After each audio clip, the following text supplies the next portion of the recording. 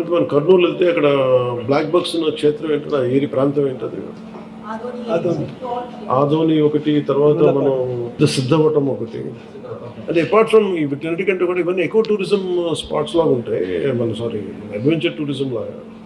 అంటే మనకి ఫెంటాస్టిక్, మనకి టెంపుల్స్ కానీ తర్వాత ఎకో టూరిజం సైట్స్ కానీ ఇవన్నీ అంటే మెయిన్ మనం దృష్టిలో ఏం పెట్టుకోవాలంటే మీరు ఫిలిమ్స్ని చాలా పాపులర్ చేయాలి. బిగినింగ్లో న్యూజిలాండ్ ఒకటి, ఇప్పుడు ఈ మధ్యన యుక్రెయిన్ కానీ ఇవన్నీ ఏంటంటే ఫిలిమ్స్ మనం చాలా ఈజీగా ప్రమోట్ చేయొచ్చు.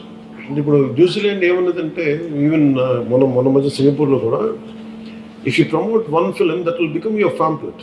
ఖర్చు పెట్టి తక్కువ వద్దేను, మనకి వచ్చే మైలేజ్ ఎక్కువ ఉంది.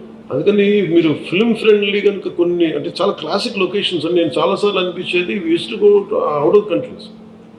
మనకి లోకల్ ఎంప్లాయ్మెంట్కి కానీ దీనికి కానీ మీరు దీంట్లో ఒక్కటి ఇంక్లూడ్ చేయాల్సింది ఫిల్మ్ ఫ్రెండ్లీ అప్రోచ్ కనుక పెడితే లొకేషన్స్ కూడా మన దగ్గర చాలా బాగున్నాయి. మీరు అది కనుక పెడితే ఇవన్నీ కూడా దే బికమ్ అవర్ ఫ్యామిలీ. నాకేం లేదు, నేను చాలాసార్లు ఇప్పుడు ఆంధ్రప్రదేశ్కి వచ్చి can we give collective package.